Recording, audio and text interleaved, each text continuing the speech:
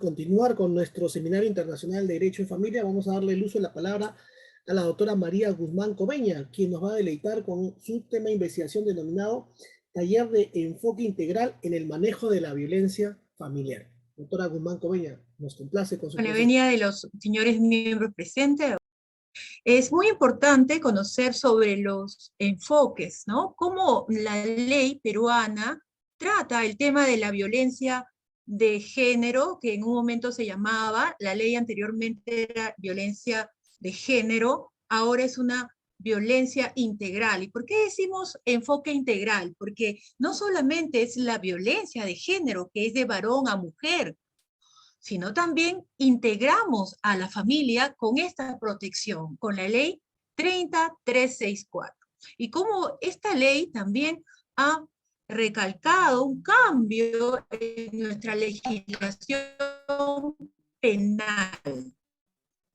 Vamos a ver entonces, ¿cuál es el marco de la violencia familiar? ¿Cómo es que desde el origen de la mujer, que antes era PROMUDE, varía y cambia a lo que ahora es MINDES, Ministerio de la Mujer y Poblaciones Vulnerables? Entonces, dentro de los 30 años, es decir, 1922, 2020, 30 años antes, desde el año 80, estamos nosotros trabajando con el tema de la salud pública. Todo esto nace dentro del marco de la salud pública. También la gran influencia de los derechos humanos y sobre todo un desarrollo económico. Es así como surgen los primeros casos de violencia familiar en nuestro país, lo cual conocemos todos que termina con las cifras de feminicidio, ¿no? Porque la violencia psicológica, que a pesar que no se vea, la violencia física, la violencia económica y la violencia sexual, van a recaer si no existe un marco de control en el feminicidio. Entonces, dentro de estos planes, desde el año 2012 existe un plan contra la violencia de género en nuestras comunidades. Luego, la ley 28983 en el 2007 también propone una ley de igualdad de oportunidades y la ley marco, que es la 30364, así como el plan de la violencia contra la mujer desde el año 2009. Todas estas normas están integradas a fin de poder garantizar una vida digna, una vida sana de la familia. Nuestro Código Penal también ha tenido que tener modificaciones a raíz de la promulgación de la ley 30364. La ley es la ley para prevenir, sancionar, erradicar la violencia contra las mujeres y los integrantes del grupo familiar. Esta ley también fue derogada frente a la ley de protección de violencia familiar. Es decir, han habido modificaciones. Y es así como en el censo del INEI del 2015, que lo vamos a ver aquí inmediatamente de esta diapositiva, se denota una gran necesidad de crear un marco protector a la familia. ¿Cuál es el contenido de la norma? Acá tenemos que la norma, la 30364, está dividida en 3 capítulos. El primer capítulo es sobre las políticas públicas e integrales para prevenir, en primer lugar, tomar medidas de atención y luego protección. Prevención, atención y protección, que es el proceso por el cual el primer capítulo nos señala los mecanismos.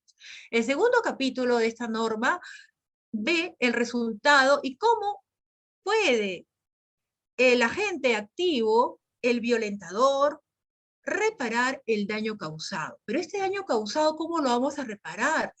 Con tratamientos psicológicos, porque las medidas de protección están en la primera etapa. Y luego, ¿qué hacemos con esas personas si no quieren reparar el daño? Sancionarlos.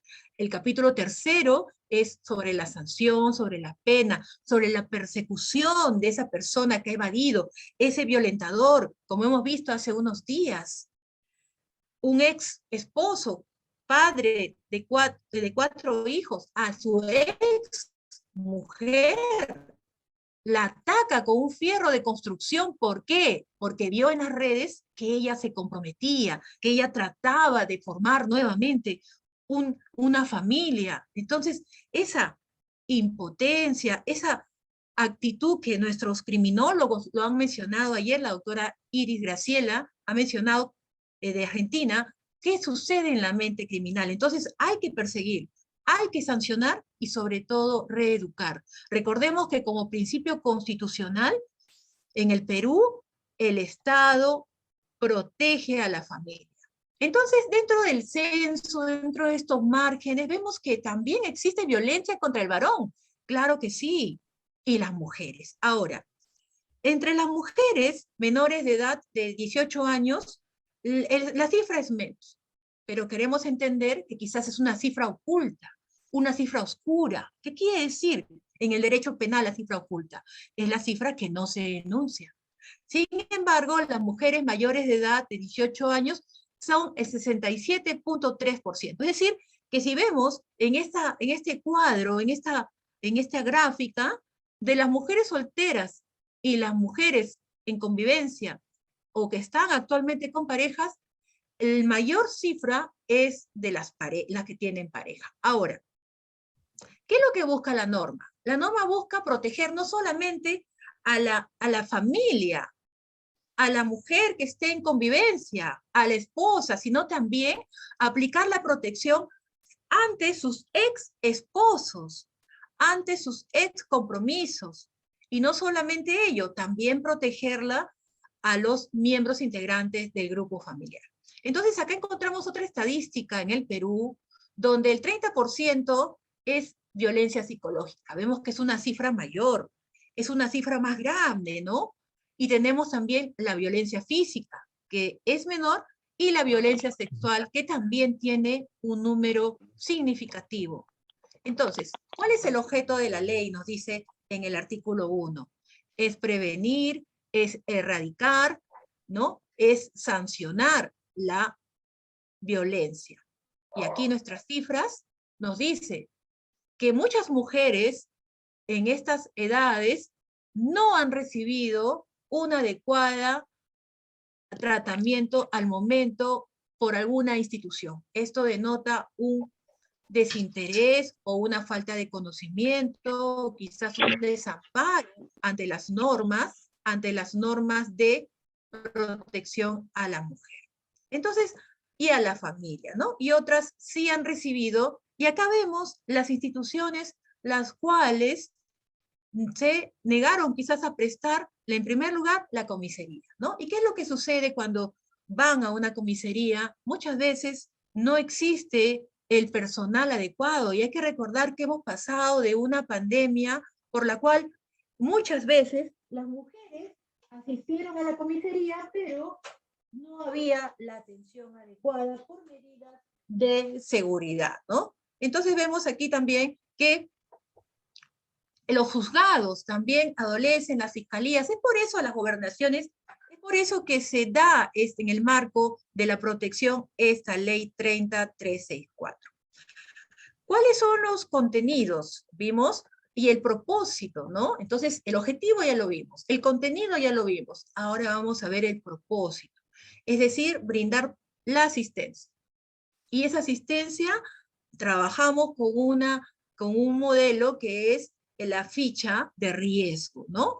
También existe la protección de la inmediata de estas víctimas, reparar los daños y sobre todo a los agresores. Recordar que los agresores son parte de la familia y como el Estado protege la familia y apoya a la integración de esta familia, lo que va a prever antes de una sanción es una reeducación al agresor, para que este hogar continúe en lo posible, que se pueda reeducar al agresor y prevenir futuras agresiones, prevenir para que este agresor ingrese a este grupo familiar, que es muy importante, la familia como la primera escuela de valores, promueva a sus hijos la unión, el desarrollo con valores y sobre todo el respeto entre sus integrantes. Por eso esta ley 30364 protege a quienes, y vemos en este cuadro que se protege no solamente a a las parejas de matrimonio, esposo y esposa, o de convivencia, unión de hecho, sino también a las exparejas que hemos visto acá en Perú en las noticias, o a la ex esposa. Es decir, la ex esposa puede ir a poner una denuncia de violencia familiar contra su ex esposo o su ex conviviente. Pero también vemos ahora que existen muchas parejas que no se han casado, que no conviven, pero han procreado. Es decir, ella en su casa, él en su casa y el bebé en casa de ella o en casa de él. Entonces, existe una especie de, son pareja, no son convivientes, no son esposos, pero también la ley los protege porque tienen hijos en común. Es decir, han procreado o han convivido en algún momento y, o han tenido una relación de la cual han nacido ese hijo y se produce la violencia. No importa si convivan o no convivan, pero la ley también protege. Además, ya entramos al grupo de integrantes del grupo familiar. Por eso nuestra ley se llama protección contra la mujer y los demás miembros integrantes del grupo familiar, y encontramos, como dijeron ayer, en una de estas charlas tan importantes, ya fue la doctora Viviana Gómez, ya no solamente hablamos de la violencia entre parejas, que era la violencia de género en un inicio, cómo la ley va evolucionando, ¿no? Sino hablamos de la violencia intrafamiliar, un fenómeno, los hijos atacando a los padres atacando a los hijos. Es como una gran cascada. Empieza la violencia de los padres, el padre hacia la esposa, hacia la mujer, quizás ambos hacia los hijos. ¿Qué van a hacer los hijos? Atacarse entre ellos. Y si no se atacan entre ellos, van a ir a los colegios a atacar a sus demás compañeros. Y si no, por último, los animalitos, las mascotitas, también son víctimas, por eso que también tienen ahora su norma, su ley. Entonces encontramos en esa jerarquía a los ascendientes en primer grado, a los padres, y descendientes, padres e hijos.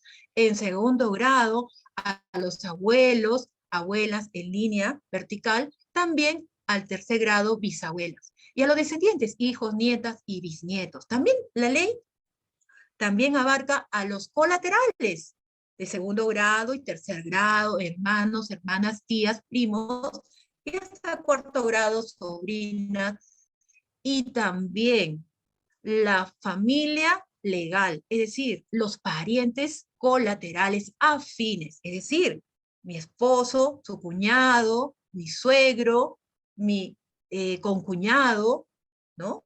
Yerno, nuera, y también por afinidad. ¿Cómo es eso? Supongamos, María tiene un hijo, es viuda y se casa con Pedro. Pedro tiene un hijo. Ambos pasan a ser una familia que en la doctrina se llama familia reconstruida, pero es una familia. ¿Qué sucede? Que de pronto el padrastro, que es Pedro, ataca al hijo de María o María al hijo de Pedro, ¿no? Entonces, el padrastro y madrastra o hijastro e hijastra también están dentro de esta normatividad. Y acá nos viene la pregunta, doctora, yo tengo mi sobrina que ha ido a vivir a la casa de su madrina.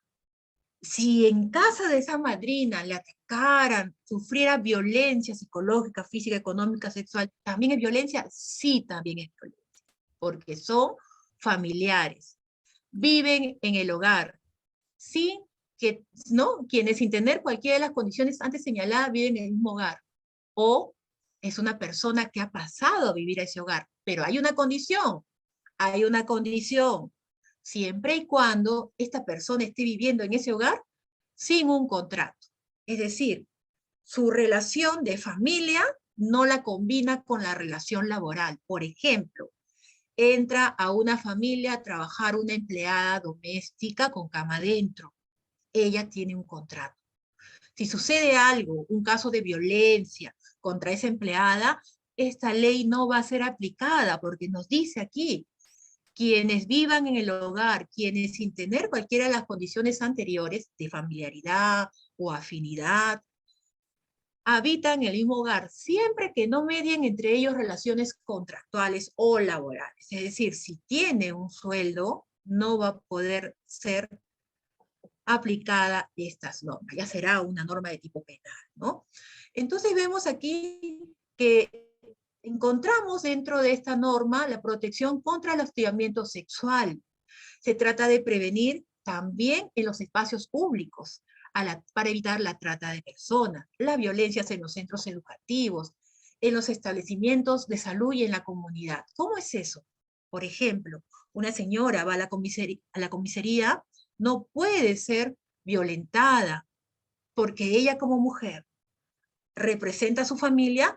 La ley contra la violencia intrafamiliar la apoya, la protege, porque ella representa un vínculo familiar. Entonces, ¿existiría una violencia de la comunidad? Sí, esa violencia de la comunidad también está sancionada en esta norma, así como la violencia en los establecimientos de salud.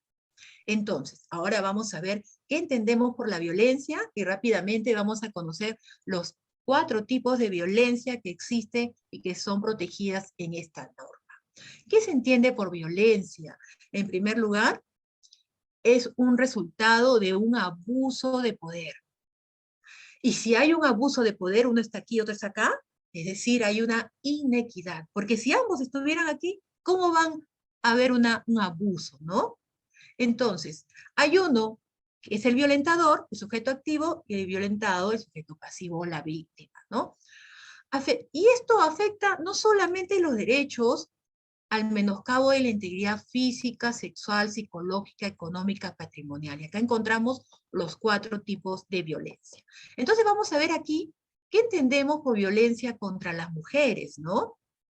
Ahora, simplemente es una violencia que se va a abocar al término a la mujer. Entonces, la violencia contra la mujer es aplicada contra la mujer por cualquier acción que conduzca a, ¿qué cosa? En primer lugar, a crearle un sufrimiento, porque la violencia te tiene que crear un sufrimiento psicológico, físico, sexual. O puede ser un daño o llegar a la muerte. ¿Por qué condición? Por ser mujer. Entonces aquí hay que hacer un pequeño espacio de reflexión para que todos aquellos estudiantes, cuando tengan que llevar estos casos de violencia, aplicar esta norma, colegas, ¿no? Como ustedes bien ya saben, tenemos que demostrarle al fiscal, al juez, que existe este sufrimiento. Entonces, si va a ser una violencia psicológica, debemos demostrar que existe un sufrimiento psicológico, es decir, hay un efecto en ella. ¿Cómo? A través de la ficha de valoración. Entonces la ficha de valoración va a decir, esta señora parece que no tiene sufrimiento psicológico, ¿en verdad habrá sido víctima? Y como la violencia psicológica no se puede demostrar como sí lo puede demostrarse la violencia física, un golpe, un moretón, un arañón, el médico legista la va a revisar, ¿no? Y va a dar un diagnóstico. Pero en la violencia psicológica, ¿quién nos revisa? El psicólogo.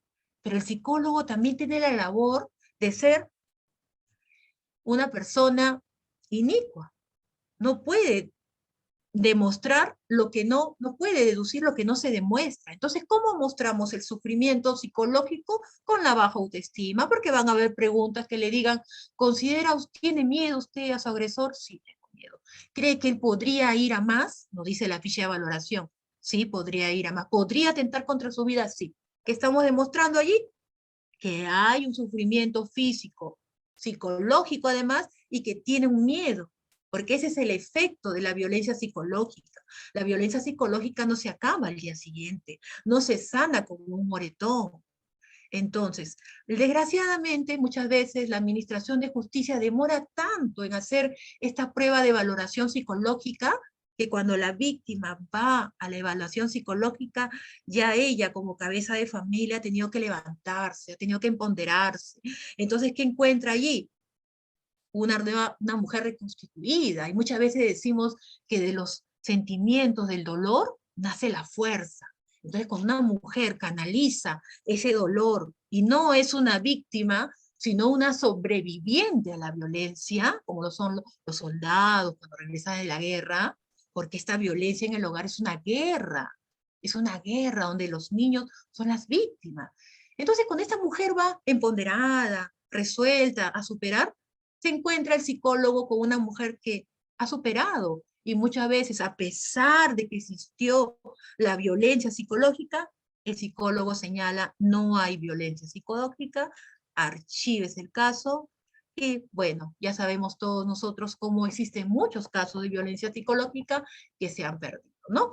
Entonces, ¿quiénes pueden aplicar esta violencia psicológica? Cualquier miembro de la familia, la comunidad y también los agentes del Estado. Mucho cuidado, porque esto va relacionado con el artículo 425 del Código Penal, donde los funcionarios o servidores públicos que pertenecen al Estado representan al Estado. Entonces el Estado no puede ser un violentador, y sobre ellos recae la responsabilidad tanto de los que están llevando la carrera administrativa, o con los que desempeñan un cargo público y de confianza, o cualquier que mantenga algún vínculo laboral con un organismo del Estado, o también los miembros de la policía. Entonces hay que tener mucho cuidado, porque actualmente hemos visto programas de televisión los cuales están utilizando la violencia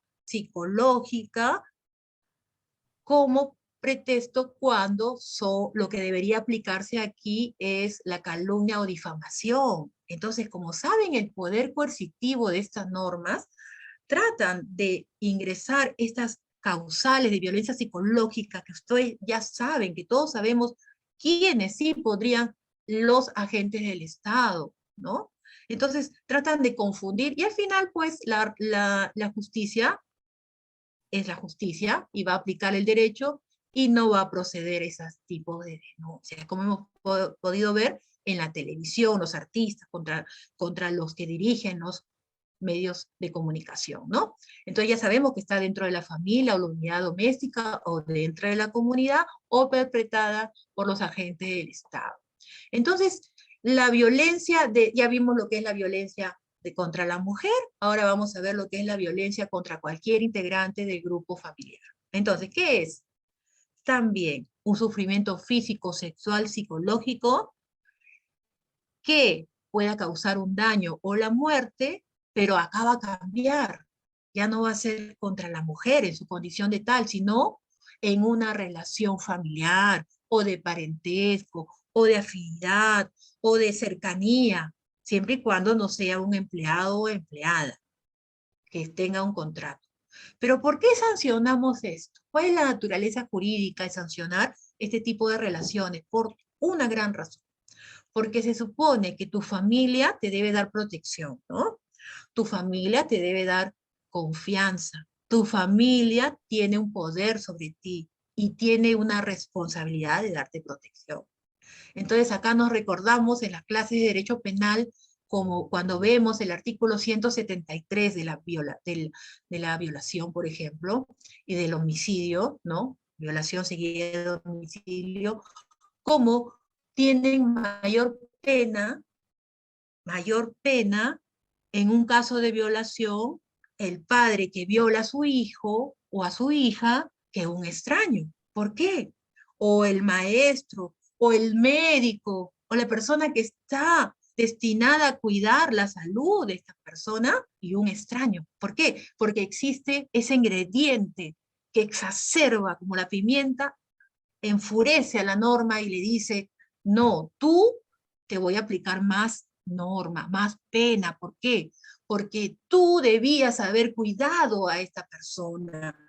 Era su padre, era su maestro, era su médico, era su hermano, era su esposo, su conviviente, su pareja, pero no lo hiciste. Abusaste de ese poder, abusaste de esa responsabilidad y cercanía, entonces a ti se te aplica más norma. Y al extraño, la norma de que debería ser, pues ya vemos, ellos ya se defenderán a su manera. Entonces, el grupo familiar también se debe, la norma no solamente está para protegerla, sino para también sancionar que este grupo familiar cumpla con la protección de los miembros de su hogar, porque es la única unidad en la cual van a desarrollarse de manera sana, para proteger a la familia, a las parejas en una sana relación y también proteger a la familia en sentido extenso, ¿no? No en sentido mononuclear, sino en sentido extenso, porque visto desde el punto de vista de la familia extensa, ¿no? Que es la teoría del doctor Miranda. Entonces, los integrantes del grupo familiar, ¿quiénes podemos denunciar? Y vamos terminando. Podemos denunciar qué cosa, cualquier acción u omisión que pudiera causar sufrimiento. Entonces aquí vamos a encontrar la división de la violencia. En 4 tipos, se divide en 4 tipos.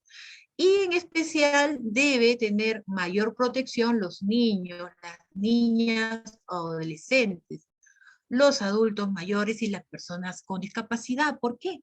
Porque son personas vulnerables, establecido en el artículo 4 de la Constitución Política del Perú. Entonces, ¿cuándo va a protegerse a la mujer? Cuando sea mujer, el término mujer acá lo utilizamos como género.